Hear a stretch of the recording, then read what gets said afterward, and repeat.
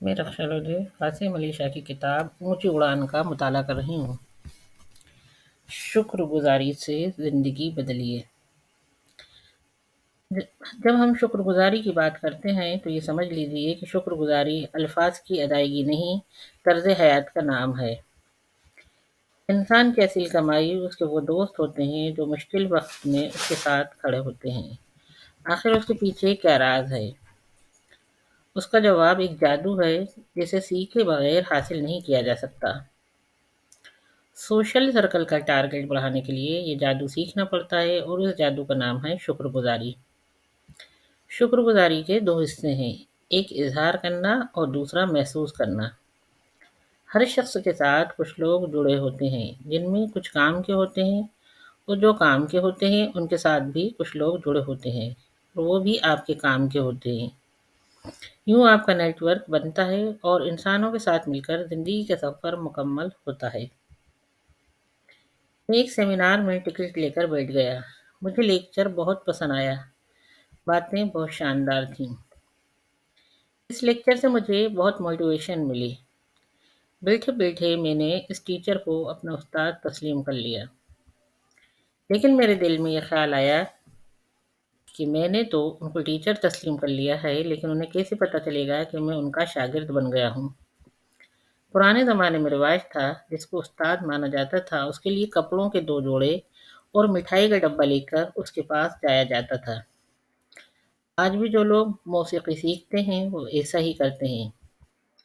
دیکھا جائے تو در حقیقت انہیں مٹھائی کا ڈبہ اور کپڑے دینے نہیں جاتے، بلکہ وہ شکر گزاری کا اظہار ہوتا ہے۔ میں نے لیکچر کے دوران چیزوں کو دیکھنا شروع کر دیا۔ ان میں کچھ ایسی چیزیں تھیں جن میں بہتری کی گنجائش تھی۔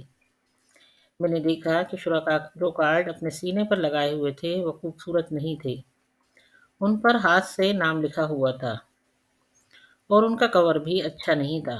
میں وہاں سے اٹھا اور پرنٹنگ پریس چلا گیا۔ وہاں سے شاندار کارڈ بنوائے۔ اس کے بعد اردو بازار سے کارڈ جیکٹس لی۔ اگلے دن میں نے سر کو کال کی اور کہا کہ میں آپ سے ملنا چاہتا ہوں۔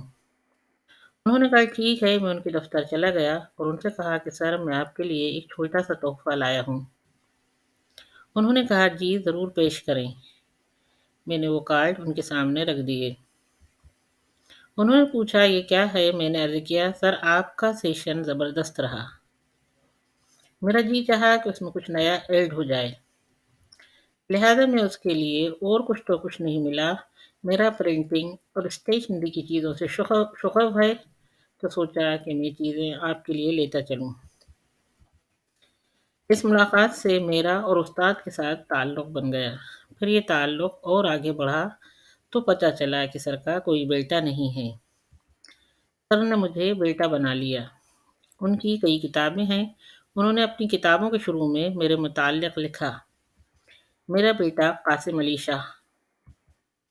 یہ تعلق آخری نہیں تھا۔ اس کے بعد میری زندگی میں جتنے بڑے لوگ آئے وہ انہی استاد محترم کے ذریعے آئے۔ وہ جاوید چودھری ہوں، بلال قطب ہوں، وہ پروفیسر احمد رفیق اختر ہوں، سب کے سب جتنے بڑے لوگ ہیں کہ جن سے میں نے سیکھا اس عظیم استاد کی وجہ سے تھے، جس کا نام پروفیسر ارشد جاوید ہے۔ اگر میں شکر گزاری کا احساس نہ دلاتا تو سارے راستے نہ کھلتے جو شکر گزاری میں چھپے ہوئے تھے۔ شکر گزاری کوئی چھوٹی بات نہیں ہے۔ اللہ کے رسول صلی اللہ علیہ وسلم نے فرمایا جو شخص انسانوں کا شکریہ ادا نہیں کرتا وہ خدا کا شکریہ بھی ادا نہیں کرتا۔ انسان کی زندگی میں آنے والا شخص اگر اچھا ہے تو اللہ کی نعمتوں میں سے ایک نعمت ہے۔ اگر اس نعمت کا بار بار انکار ہوگا تو پھر زندگی میں اچھے لوگ آنا بند ہو جائیں گے۔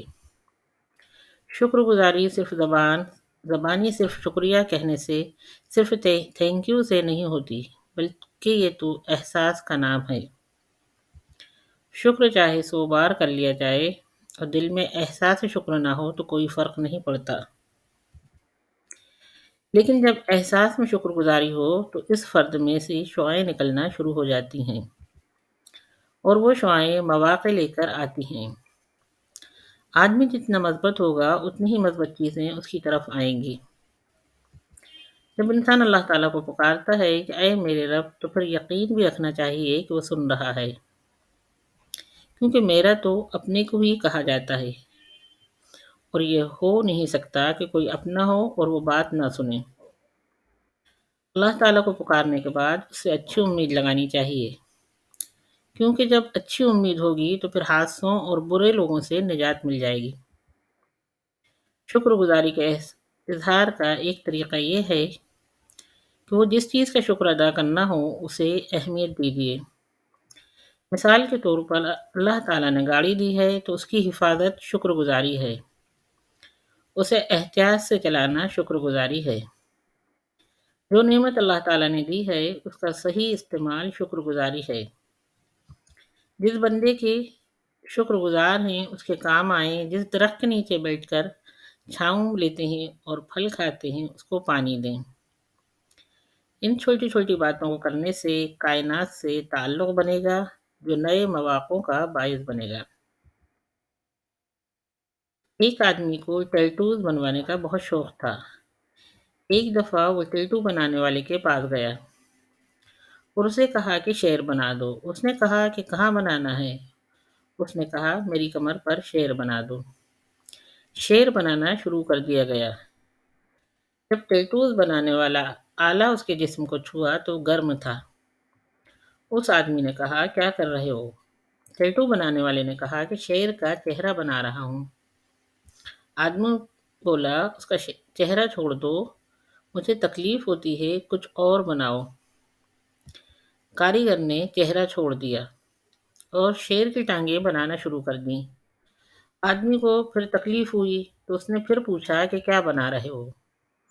اس نے جواب دیا شیر کی ٹانگیں بنا رہا ہوں۔ آدمی نے کہا ٹانگیں نہ بناؤ، باقی بنا دو۔ کاریگر نے ٹانگیں چھوڑ دیں اور شیر کا پیٹ بنانا شروع کر دیا۔ اس نے پھر پوچھا کیا بنا رہے ہو؟ اس نے جواب دیا میں شیر کا پیٹ بنا رہا ہوں۔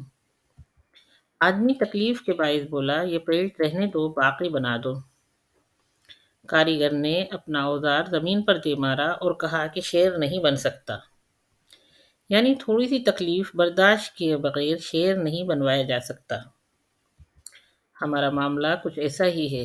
بعض اوقات ہماری زندگی میں جو فرد آتا ہے وہ ہمیں بوجھ محسوس ہوتا ہے، لیکن جب اپنا زاویہ نظر بدلتے ہیں اور قدرت کی جگہ پر جا کر سوچتے ہیں تو پتہ چلتا ہے کہ یہ کیوں میری زندگی میں داخل ہوا۔ مثال کے طور پر زندگی کی قدر نہیں تھی، سنجیدگی نہیں تھی۔ ایک فرد آپ کی زندگی میں ایسا آیا کہ اس نے آپ کو کچھ ہی عرصے میں پاؤں کے نیچے رکھ کر رون ڈالا۔ تب جا کر آپ کو ہوش آیا، زندگی کی اہمیت پتہ چلی اور غیر سنجیدگی ختم ہو گئی۔ حضرت واصف علی واصف فرماتے ہیں اس گناہ کا بھی شکریہ ادا کرو جس نے تمہیں توبہ پر مجبور کر دیا۔ ہم سوچیں کہ ہم توبہ کس سے کر رہے ہیں؟ توبہ تو ہم اللہ تعالیٰ سے کر رہے ہیں۔ کتنی بڑی بات ہے کہ ہم اس کے دروازے پر چلے گئے۔ بعض اوقات ایک گناہ ایسا رلاتا ہے کہ اللہ تعالیٰ کو رحم آ جاتا ہے۔ کبھی پیچھے مڑ کر اپنی زندگی میں دیکھیے، کتنے لوگ آپ کی بہتری کے لیے آپ کی زندگی میں داخل ہوئے۔ آدمی ایک جگہ جامد کھڑا ہوتا ہے، پھر ایک ایسا فرد زندگی میں داخل ہوتا ہے جو اس کو موٹیویٹ کرتا ہے، پھر زندگی کی گاڑی کا رخ ہی بدل جاتا ہے۔ البتہ یہ آپ پر ہے کہ آپ اپنی زندگی میں آنے والے افراد سے کیوں کر سیکھتے ہیں۔ حتیٰ کہ آپ اپنے گرد موجود منفی فرد سے بھی بہت کچھ سیکھ سکتے ہیں۔ اس منفی فرد کو دیکھ کر تجزیہ کیجیے کہ اس میں کیا کیا خامیاں ہیں، پھر تہیہ کیجیے کہ آپ یہ خامیاں اپنے اندر پیدا ہونے نہیں دیں گے۔ شکر گزار انسان جس جگہ ہوتا ہے وہ اس جگہ کا شکریہ ادا کرتا ہے۔ وہ جس چھت کے نیچے بیٹھتا ہے اس چھت کا شکریہ ادا کرتا ہے۔ سخت سردی میں اللہ کا ایک بندہ کسی بزرگ کے پاس پہنچا اور کہا بابا جی مجھے کچھ نصیحت کیجیے۔ بزرگ نے کہا کہ بیٹا پہلا سبق یہ ہے کہ تم نے جو کوٹ پہنا ہوا ہے وہ اتار دو۔ اس نے وہ کوٹ اتار کر رکھ دیا۔ بزرگ نے کہا اگلے 2 دن ایسے ہی رہنا ہے۔ شروع میں تو اسے کچھ نہ ہوا، مگر جیسے ہی رات ہوئی تو سردی کی وجہ سے اس کا جسم جمنا شروع ہو گیا اور اگلے دن اس کو نیمونیا ہو گیا۔ دوسرے دن بزرگ نے کوٹ واپس کر کے کہا کہ بیٹا، یہ اس لیے کیا ہے کہ اگر کسی کو سردی لگ رہی ہو تو اپنا کوٹ اتار کر اس کو دے دینا۔ شکر گزاری کا تب پتہ لگتا ہے جب چیز چھن جائے۔ بزرگ نے اگلا سبق یہ دیا کہ آج کھانا نہیں کھانا۔ اس نے کہا ٹھیک ہے۔ اس نے کھانا نہیں کھایا۔ اگلا دن آنے تک اس کا بلڈ پریشر کم ہو چکا تھا۔ جب مرنے کو ہو گیا تو بزرگ نے کہا کہ کھانا کھا لو، اور ساتھ ہی کہا کہ میری بات یاد رکھنا، بھوکا ملے تو اسے کھانا ضرور دینا۔ جب اپنے اندر کمی ہوتی ہے تو پھر دوسرے کی مجبوری کا بھی احساس ہوتا ہے۔ خوش نصیب ہے وہ اولاد جو اپنے والدین کی خدمت کرتی ہے، اور خدمت بھی وہی کرتی ہے جن میں شکر گزاری ہوتی ہے۔ فہرست بنائیے اور اس میں ان لوگوں اور ان چیزوں کا نام لکھیے جن کا شکریہ ادا کرنا آپ کے ذمے ضروری ہے۔ لکھیے کہ ان کا شکریہ کس طرح ادا کرنا ہے۔ جب اس طرح شکر گزاری ہوگی تو اللہ تعالیٰ خوش ہوگا اور بدلے میں مزید نعمتوں کی بارش ہوگی۔